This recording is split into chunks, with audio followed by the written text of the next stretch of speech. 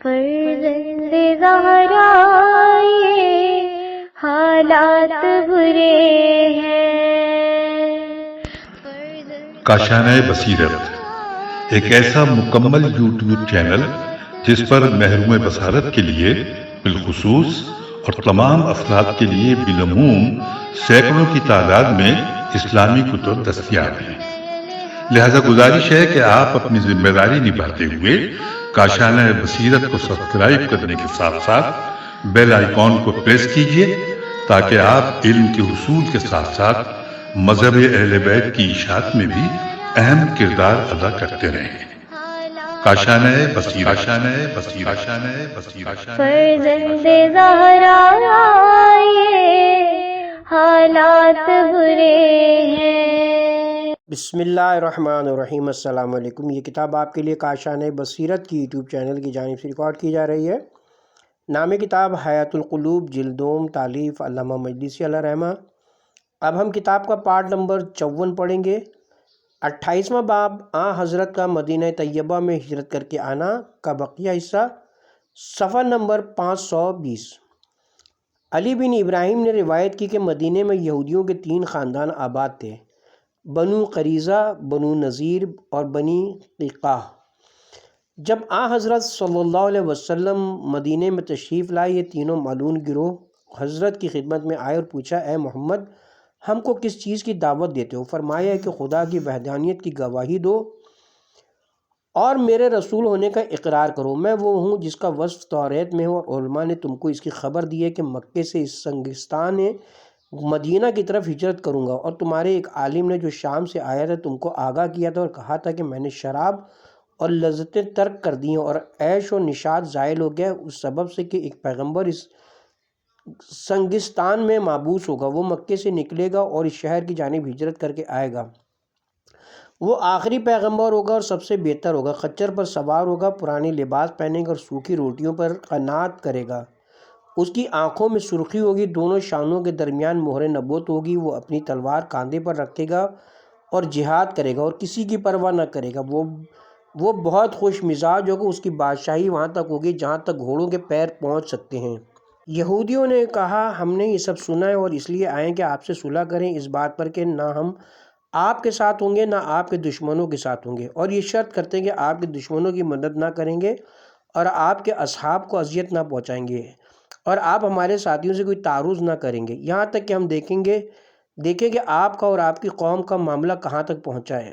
حضرت نے ان لوگوں کی یہ شرطیں منظور فرما لیں اور ایک عہد نامہ حضرت اور ان لوگوں میں سے ہر ایک کے درمیان لکھا گیا کہ حضرت کے دشمنوں کی مدد نہ کریں گے اور کسی طرح حضرت کو تکلیف نہ پہنچائیں گے، نہ زبان سے، نہ ہاتھوں سے، نہ ہتھیاروں سے، نہ ظاہر بظاہر، نہ پوشیدہ طور سے، نہ رات میں نہ دن کو۔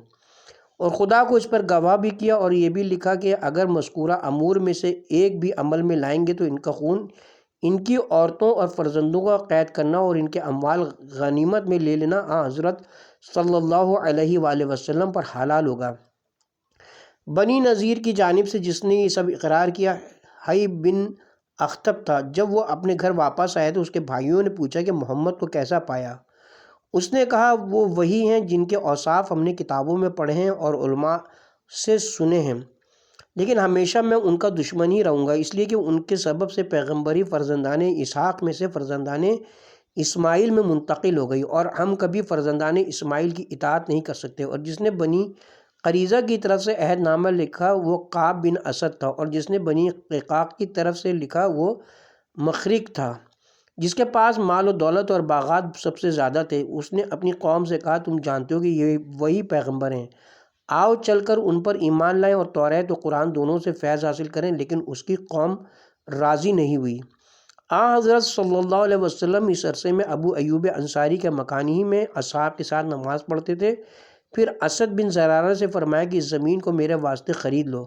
اسید نے یتیموں سے جن کی زمین تھی یہ خواہش کی تو انہوں نے کہا، یہ زمین حضرت کی نظر قیمت کی ضرورت نہیں ہے، لیکن حضرت نے فرمایا میں بغیر قیمت نہیں لینا چاہتا۔ آخر 10 اشرفیوں کے عوض اس کو خرید فرمایا اور اس میں اینٹیں تیار کرائیں اور اس کی بنیاد نیچے گہرائی کھدوا کر پتھر سے بھروا دی، اور صحابہ سے فرمایا کہ مدینے کے ٹیلوں سے پتھر لائیں خود بھی حضرت ان کے ساتھ شریک ہوئے۔ اسید خضیر نے دیکھا کہ حضرت ایک بھاری پتھر اٹھائے ہوئے ہیں، عرض کی یا رسول اللہ مجھے دے دیجئے کہ میں لے چلوں۔ فرمایا دوسرا پتھر اٹھا لاؤ۔ غرض نیو زمین کے برابر بھری گئی، پھر اس پر سے اینٹوں کی دیوار تعمیر کی گئی۔ کلینی نے حضرت صادق علیہ السلام سے روایت کی کہ سرور کائنات نے اپنی مسجد کی دیوار پہلے ایک اینٹ کی اٹھائی، جب مسلمانوں کی تعداد زیادہ ہوئی اور لوگوں نے مسجد کی توسیع کی خواہش کی تو پھر دیواریں 1.5 اینٹ چوڑی تعمیر کی گئیں۔ جب مسلمانوں کی تعداد اور بڑھی اور حضرت سے توسیع کی استدعا کی گئی تو پھر 2 اینٹ چوڑی دیواریں اٹھائی گئیں۔ گرمی کے زمانے میں جب اس کی شدت ہونے لگی، لوگوں نے عرض کی یا رسول اللہ اگر اجازت ہو تو ہم مسجد پر چھت بنائیں تاکہ گرمی سے محفوظ ہو سکیں۔ حضرت نے اجازت دے دی تو اس کے کھمبے خرمے کے کھڑے کیے گئے اور اس کی چھت لکڑیوں، پتیوں اور ازخر گھاس سے تیار کی گئی اور اس کے سائے میں بسر کرتے رہے، یہاں تک کہ بارش کا موسم آیا اور پانی چھت سے ٹپکنے لگا تو لوگوں نے حضرت سے خواہش کی کہ اس پر مٹی ڈال دیں تاکہ پانی نہ ٹپکے۔ حضرت نے فرمایا نہیں، بلکہ لکڑی رکھ کر میں نے باندھ دیا، اس سے زیادہ نہیں کر سکتا۔ غرض حضرت کی مسجد آپ کی رحلت کے وقت تک اسی طرح قائم رہی جب تک مسجد میں چھت نہیں پڑی تھی۔ اس کی دیواریں قد آدم تھیں۔ جب دیوار کا سایہ ایک ہاتھ ہوتا تو نماز ظہر بجا لاتے تھے، جب 2 ہاتھ سایہ ہو جاتا تو نماز عصر ادا فرماتے تھے۔ شیخ تبریسی اور دوسرے محدثین نے روایت کی کہ جب حضرت صلی اللہ علیہ وسلم مسجد کی تعمیر سے فارغ ہو گئے تو آپ کے اور آپ کے اہل بیت اور تمام مہاجرین کے لیے مسجد کے گرد مکان بنائے گئے۔ ہر ایک نے اپنے مکانات کے ایک دروازے مسجد کی طرف قائم کر دیے اور جناب حمزہ کے لیے بھی ایک مکان کا خط کھینچ دیا گیا اور اس کا دروازہ بھی مسجد کی طرف کھولا گیا۔ حضرت نے اپنے مکان کے برابر امیر المومنین کا ایک مکان بنایا، اس کا دروازہ بھی مسجد کی طرف قائم فرمایا۔ لوگ اپنے گھروں سے نکل کر مسجد میں آ جاتے تھے۔ آخر جبرائیل نازل ہوئے اور کہا یا رسول اللہ خدا نے آپ کو حکم دیا کہ جن لوگوں نے مسجد میں دروازہ قائم کیا ہے آپ ان کو حکم دیں گے اپنے دروازے بند کر دیں، کسی ایک کا دروازہ مسجد کی طرف باقی نہ رہے سوائے آپ کے اور علی مرتضیٰ کے دروازوں کے، کیونکہ علی کے لیے وہ حلال ہے جو آپ کے لیے حلال ہے۔ صحابہ اس حکم سے قبیدہ خاطر ہوئے۔ حضرت جناب حمزہ کے دل میں بھی ایک طرح کا ملال پیدا ہو گیا کہ کس سبب سے علی کا دروازہ قائم رکھا اور میرا دروازہ بند کر دیا، حالانکہ وہ مجھ سے کم سن ہیں اور میرے بھائی کے لڑکے ہیں۔ حضرت نے ان سے فرمایا کہ اے چچا اس واقعے سے غمگین نہ ہو جائیے، میں نے خود ایسا نہیں کیا بلکہ خدا کے حکم سے کیا ہے اور علی کے دروازے کو کھلا رکھا۔ یہ سن کر جناب حمزہ نے کہا میں خدا اور رسول کے لیے اس امر پر راضی ہوں اور مجھے منظور ہے۔ تفسیر مجموع البیان میں روایت ہے کہ جب اسلام مدینے میں شائع ہوا، حضرت صلی اللہ علیہ وسلم کی مدینے کی طرف ہجرت سے پہلے انصار نے کہا کہ یہودیوں کا ہفتے میں ایک دن مقرر ہے جس میں وہ جمع ہوتے ہیں اور وہ روز شنبہ ہے، اور نصارہ کا بھی ہفتے میں ایک دن مقرر ہے جس میں وہ جمع ہوتے ہیں اور ان کا وہ دن یکشنبہ ہے۔ ہمارے لیے بھی ایک دن ہونا چاہیے جس میں عبادت کے لیے اکٹھا ہوں اور خدا کا شکر کریں۔ لہٰذا حضرت نے مسلمانوں کے واسطے روز جمعہ کو مقرر کیا جس کو اس زمانے میں عرویہ کہتے تھے۔ اس روز اسید بن زرارہ کے پاس سب مسلمان جمع ہوتے تھے، وہ ان کے ساتھ نماز پڑھتے اور وعظ و نصیحت کرتے اور چونکہ اس روز جمع ہوتے تھے اس لیے اس کا نام جمعہ رکھا۔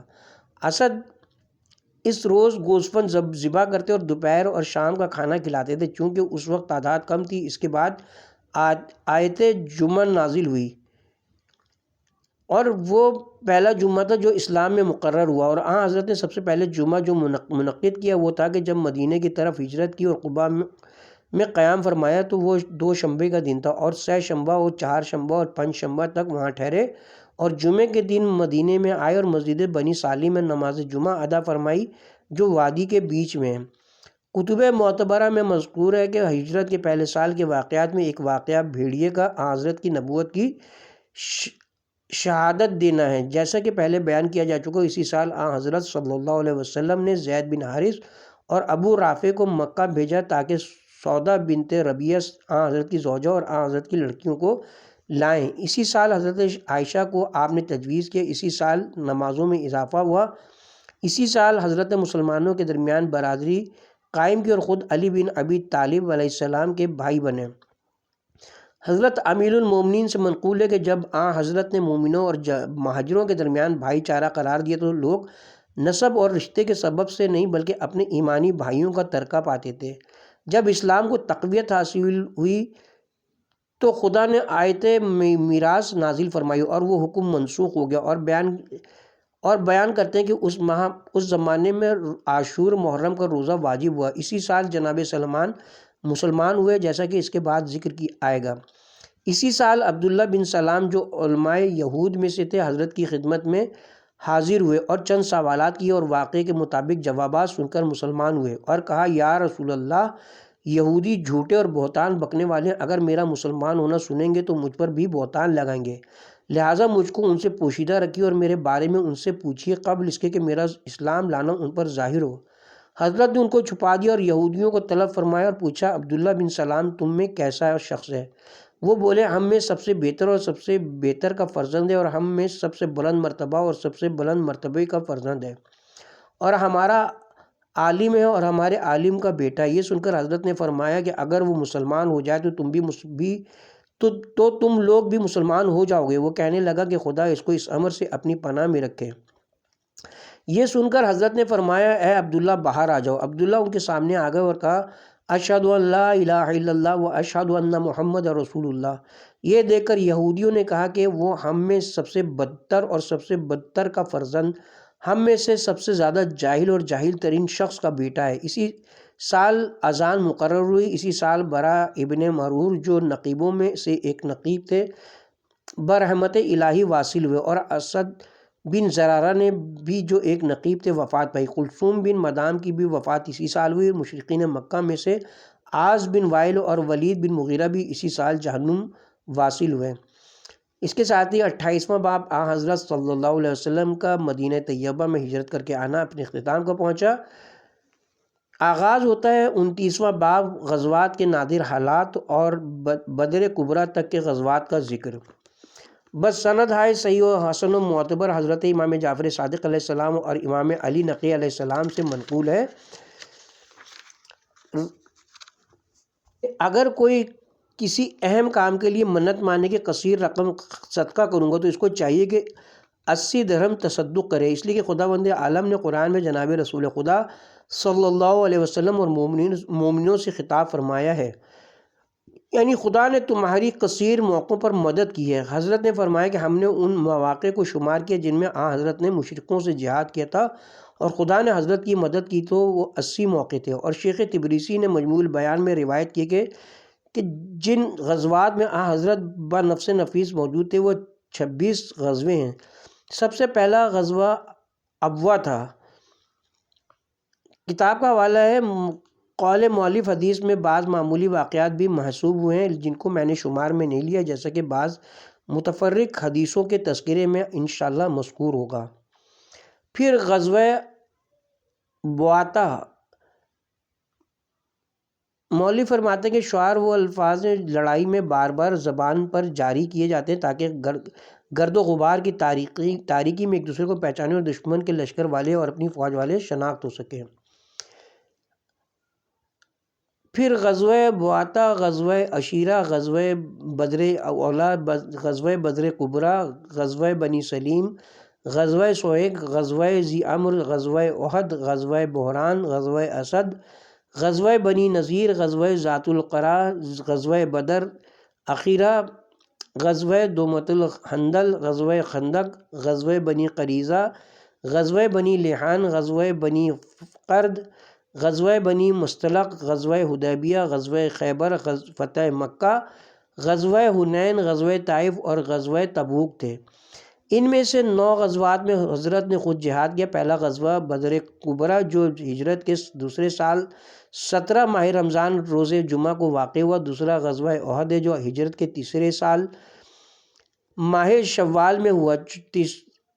تیسرا اور چوتھا غزوہ خندق بنی قریظہ جو چوتھے سال ماہ شوال میں ہوئے۔ پانچواں غزوہ بنی مستلق ہے۔ پانچواں غزوہ بنی مستلق ہے جو سال پنجم ماہ شعبان میں ہوا۔ چھٹا غزوہ خیبر ہے جو ہجرت کے چھٹے سال ہوا۔ ساتواں غزوہ فتح مکہ جو 8ویں سال ماہ رمضان میں ہوا، 8واں اور 9واں غزوہ حنین و طائف جو ہجرت کے 8ویں سال ماہ شوال میں ہوئے، اور جن لڑائیوں میں حضرت نے لشکر بھیجے اور خود تشریف نہیں لے گئے وہ 36 ہیں۔ کلینی نے باسند حسن حضرت صادق علیہ السلام سے روایت کی کہ جب ہم جنگ کرتے ہیں تو ہمارا شعار جنگ کے درمیان یا محمد صلی اللہ علیہ وسلم ہوتا ہے، اور جنگ بدر و احد میں صحابہ کا شعار یا نصر اللہ اقترب تھا، یعنی اے خدا کی مدد قریب ہو۔ جنگ بنی نذیر میں یا روح القدس تھا، اے روح القدس راحت دے۔ جنگ بنی قینقاع میں یا رب یغلبن کا تھا، پروردگارہ کفار تیرے لشکر پر غالب نہ ہونے پائیں۔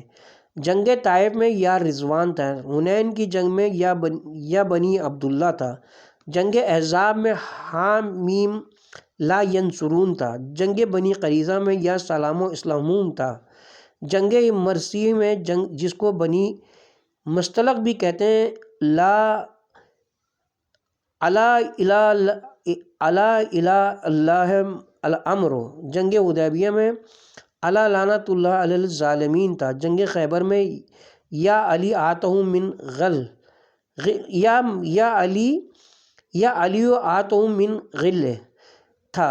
فتح مکہ میں نحن عباد اللہ حق تھا۔ جنگ تبوک میں یا احدو یا سمدو تھا۔ جنگ بنی الملوم میں امت تھا، اور جنگ صفین میں یا نصر اللہ تھا، اور امام حسین علیہ السلام کا شعار یا محمد صلی اللہ علیہ وسلم تھا، وہی شعار ہمارا بھی ہے۔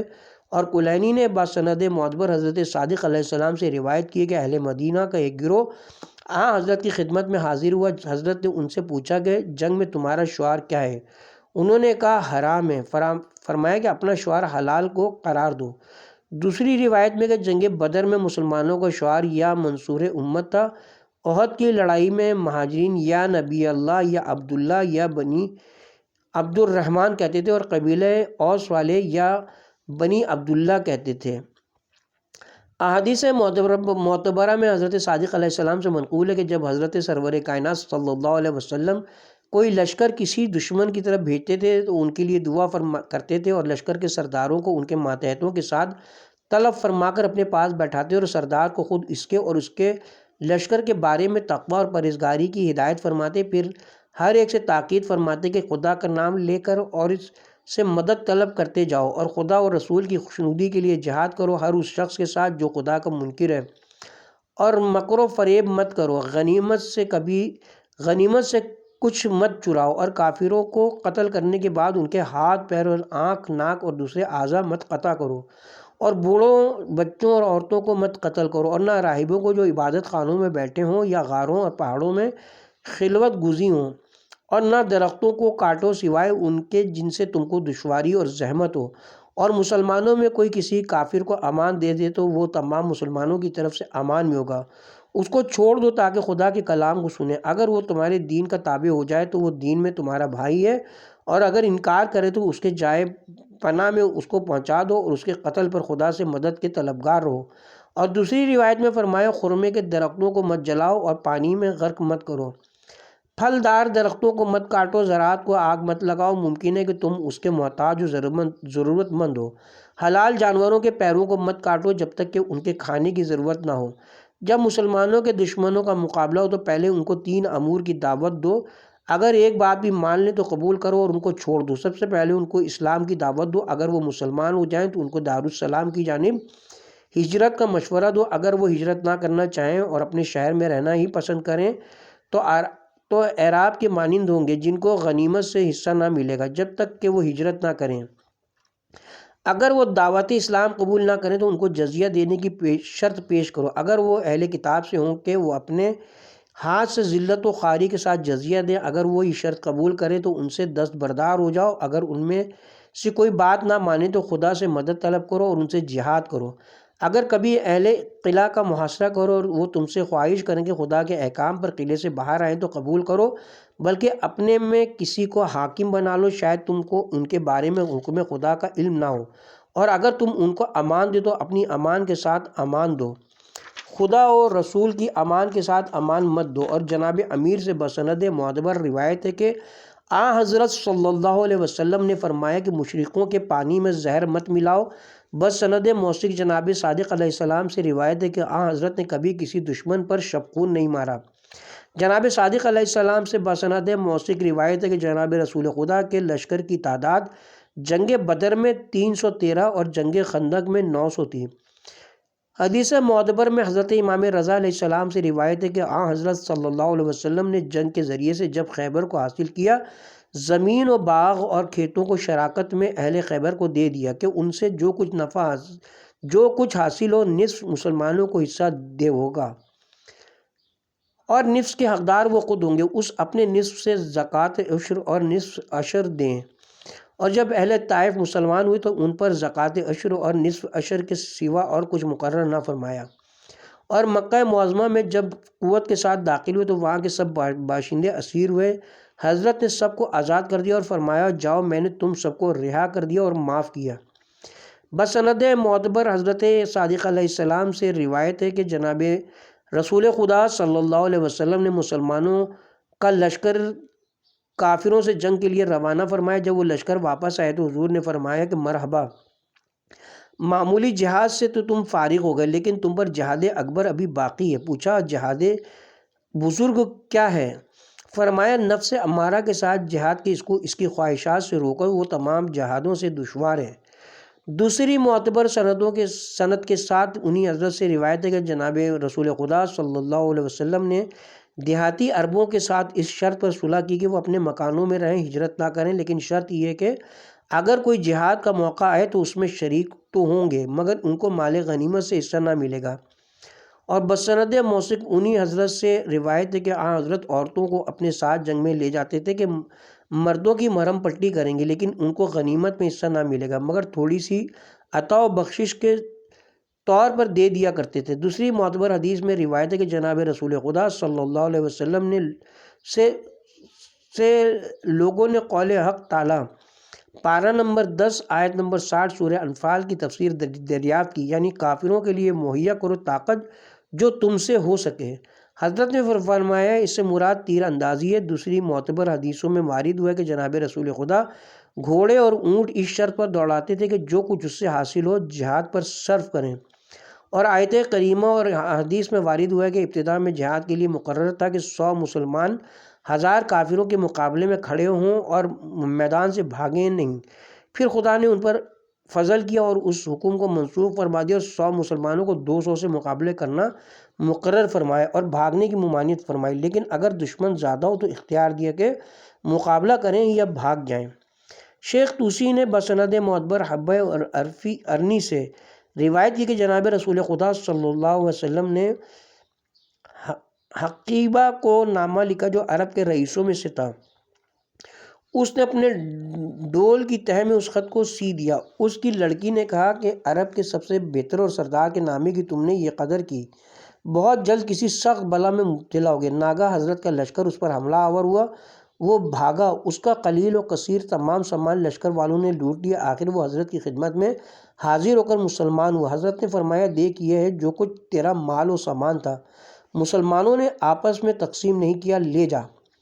کلینی نے بسند معتبر حضرت صادق علیہ السلام سے روایت کی کہ حضرت صلی اللہ علیہ وسلم نے قبیلہ خشعم کی طرف لشکر بھیجا۔ جب وہ ان کے قریب پہنچا انہوں نے نماز کے ذریعے پناہ حاصل کی۔ مسلمانوں نے اس کی کوئی پرواہ نہ کی اور ان میں سے بعضوں کو قتل کر دیا۔ جب یہ خبر حضرت کو پہنچی آپ نے حکم دیا کہ قتل ہونے والوں کی نصف دیت ان کی نماز کے سبب سے ادا کرو، اور فرمایا کہ میں بیزار ہوں ہر اس مسلمان سے جو دارالحرم میں مشرکوں کے ساتھ رہے۔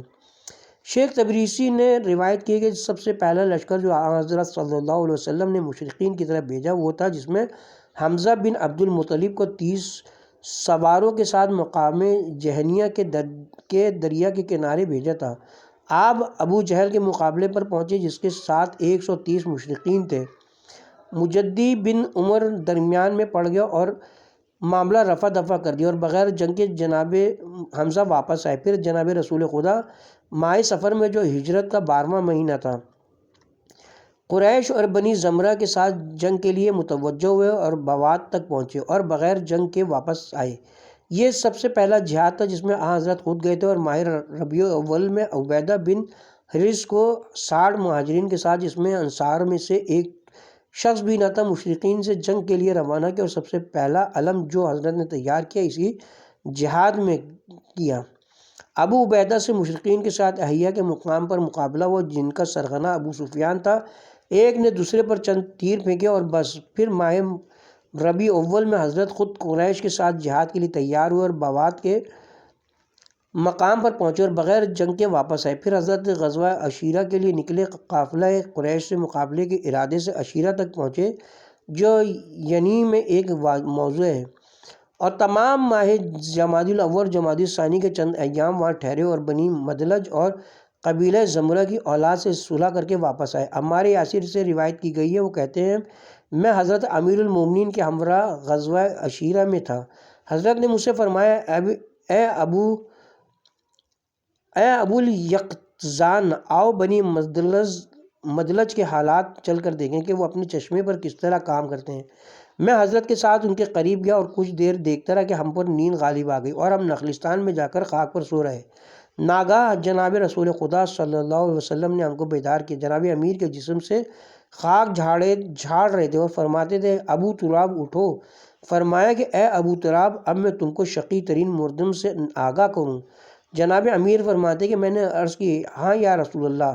حضرت نے فرمایا شقی ترین مردم سرخ سمود تھا، جس نے ناقہ صالح کو پے کیا، اور اس امت کا شقی ترین وہ شخص ہے جو تم کو اس جگہ پر ضربت لگائے گا، اور اپنے دست مبارک کو حضرت کے فرق مبارک پر رکھا اور فرمایا کہ اس کے خون سے اس کو تر کر دے گا، اور حضرت کی داڑھی مبارک پر ہاتھ پھیرا۔ پھر غزوہ عشیرہ سے مدینہ کی جانب واپس آئے، اور 10 روز نہ گزرے تھے کہ قرر بن حارث فہری اہل مدینہ کے چوپایوں اور مویشیوں کو حملہ کر کے ہکا لے گئے۔ حضرت اس کی تلاش و تعاقب میں نکلے اور صفوان کی وادی تک پہنچے، جو بدر کے قریب وہ جوار میں۔ اسی غزوہ کو غزوہ بدر اولا کہتے ہیں۔ اس میں حضرت کے علمدار جناب امیر تھے، اور حضرت نے مدینہ میں زید بن حارثہ کو اپنا جانشین بنایا تھا۔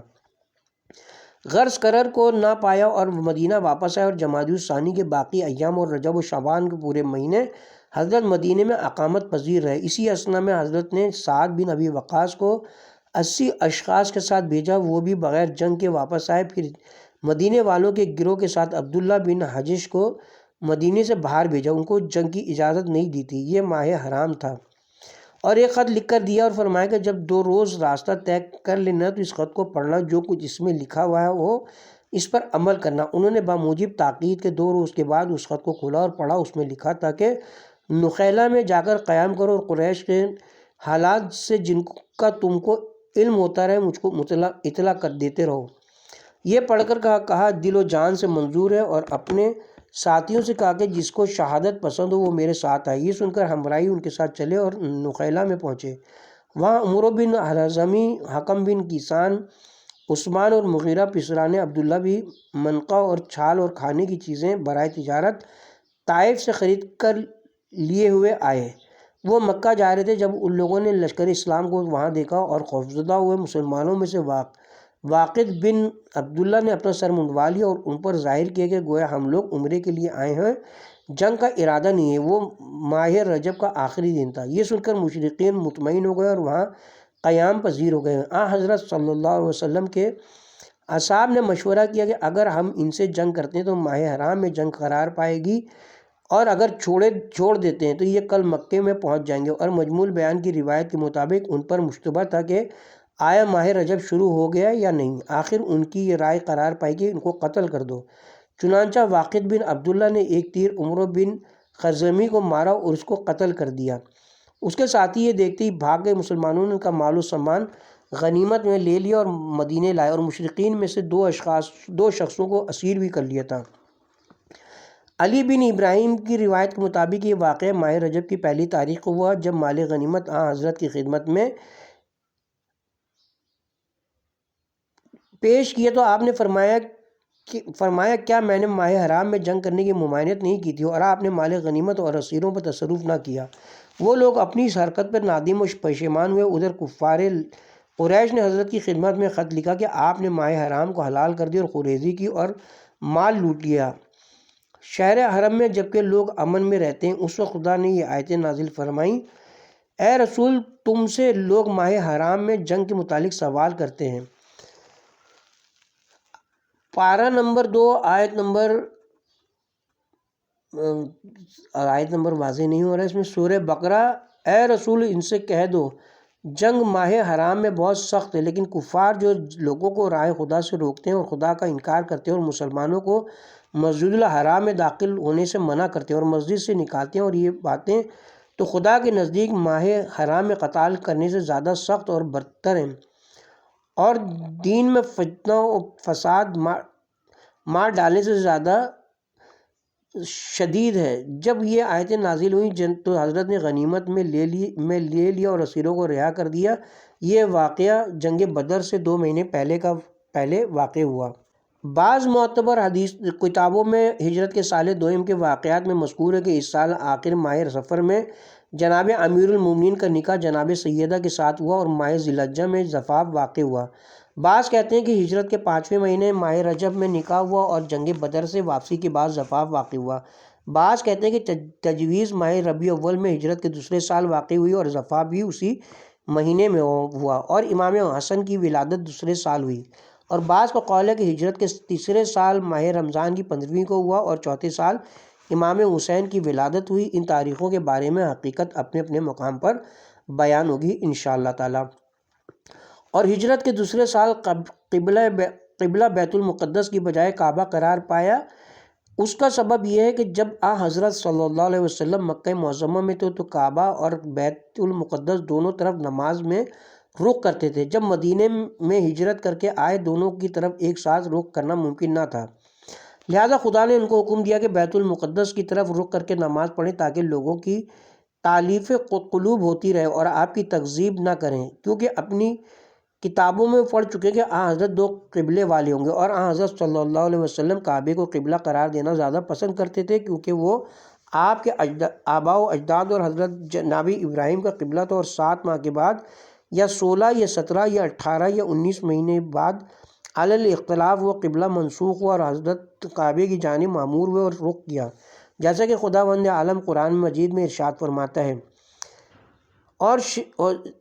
اور شیخ طوسی نے تہذیب میں بسند موثق حضرت صادق علیہ السلام سے روایت کی کہ لوگوں نے آپ سے دریافت کی کہ کس وقت حضرت نے کعبے کی جانب نماز میں رخ کیا۔ حضرت نے فرمایا کہ جنگ بدر سے واپسی کے بعد، اور کلینی نے بسند حسن روایت کی کہ حضرت صادق علیہ السلام سے لوگوں نے پوچھا کہ کیا جناب رسول خدا بیت المقدس کی جانب رخ کر کے نماز پڑھتے تھے؟ فرمایا ہاں۔ پوچھا کیا کعبے کی طرف پیٹ کرتے تھے؟ فرمایا جب تک مکے میں تھے پشت بھی نہ کرتے تھے، لیکن جب مدینہ تشریف لائے تو کعبے کی جانب پیٹ اور بیت المقدس کی جانب رخ کر کے نماز پڑھتے تھے، یہاں تک کہ خدا نے ان کو کعبے کی طرف رخ کرنے کا حکم دیا۔